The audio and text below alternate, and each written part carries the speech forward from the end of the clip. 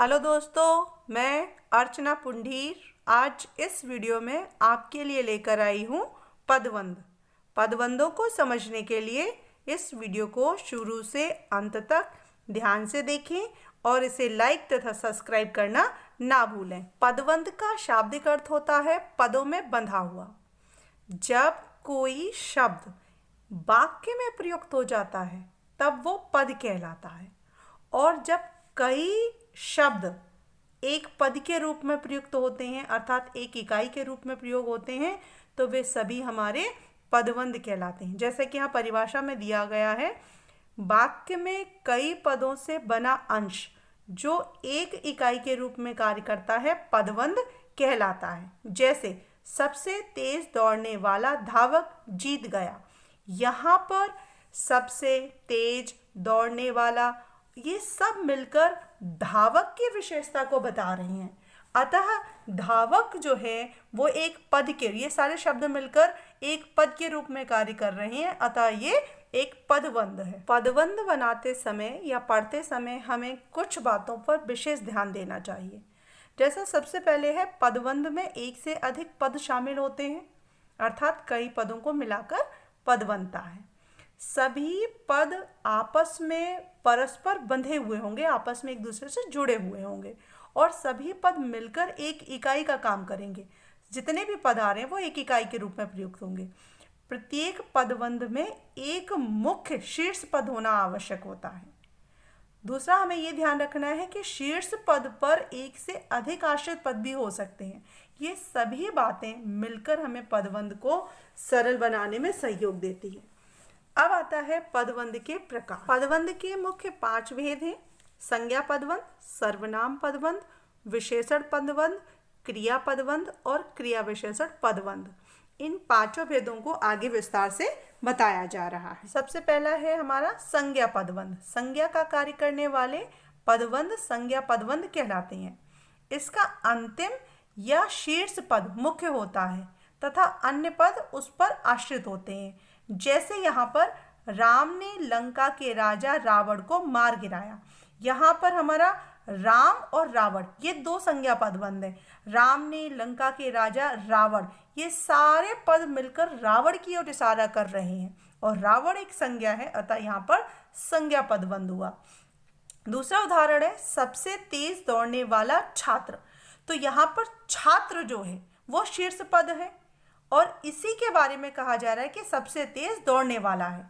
तो यहाँ पर भी हमारा ये छात्र जो है वो संज्ञा है और ये हमारी जाति सूचक संज्ञा है, अतः यहाँ पर हमारा संज्ञा पदबंध होता है। दूसरा आता है सर्वनाम पदबंध। वाक्य में सर्वनाम पद का कार्य करने वाले पदबंध सर्वनाम पदबंध कहलाते हैं। जैसे परेशानी में दुखी होकर वह रोने लगा। तो यहाँ पर वह जो है वो हमारा शीर्ष पद है, क्योंकि परेशानी में दुखी होकर ये सभी पद मिलकर वह की ओर इशारा कर रहे हैं, अतः यहाँ पर हमारा वह सर्वनाम है और इस प्रकार से ये सर्वनाम पदबंध हुआ। दूसरा उदाहरण है मेहनत करने वाला वह फेल कैसे हो गया।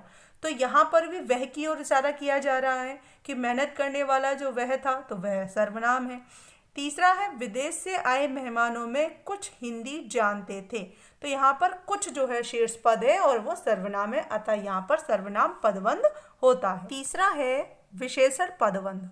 वाक्यों में जब कोई पद समूह किसी संज्ञा या सर्वनाम की विशेषता का बोध कराएं तब वह विशेषण पदबंध कहलाते हैं। जैसे तेज चलने वाली गाड़ियाँ प्रायः देरी से पहुँचती हैं। तो यहाँ पर तेज चलने वाली गाड़ियाँ ये सारे शब्द जो हैं गाड़ी संज्ञा की विशेषता को बता रहे हैं, अतः यहाँ पर विशेषण पदबंध है। सबके साथ मीठा बोलने वाला आदमी सबका प्रिय बन जाता है। तो मीठा बोलने वाला ये आदमी की विशेषता को बता रहे हैं कि जो कौन प्रिय बन जाता है, जो मीठा बोलता है। तीसरा उदाहरण है गली में रहने वाला भूरा कुत्ता मर गया। तो यहाँ पर गली में रहने वाला भूरा कुत्ते की विशेषता क्या है कि वो भूरा है और वो मर गया है। तो इस प्रकार से यहाँ पर हमने देखा कि ये हमारा विशेषण पदबंध होता है। इसके बाद आता है हमारा क्रिया पदबंध। पद समूह जब वाक्य में क्रिया का कार्य करते हैं तो क्रिया पदबंध कहलाते हैं। जैसे बच्चे टीवी देखते देखते पढ़ते हैं, तो देखते देखते ये क्रियापद है और ये पढ़ते हैं क्रिया की ओर इशारा कर रहा है, तो इसलिए यहाँ पर क्रियापदबंध हुआ। दूसरे में सबके घर में जाते ही मैंने दरवाजा बंद कर दिया। बंद कर दिया, ये तीनों पद मिलकर क्रिया के रूप में प्रयुक्त हो रहे हैं, अतः ये क्रियापदबंध है। बच्चे पार्क में मस्ती करना चाहते हैं, करना चाहते हैं, ये तीनों पद मिलकर एक क्रिया के रूप में प्रयुक्त हो रहे हैं, अतः ये हमारा क्रियापदबंध होता है। इसके बाद आता है हमारा क्रिया विशेषण पदबंध। जब कोई पद समूह वाक्य में क्रिया की विशेषता बताने का कार्य करते हैं तो वे क्रिया विशेषण पदबंध कहलाते हैं।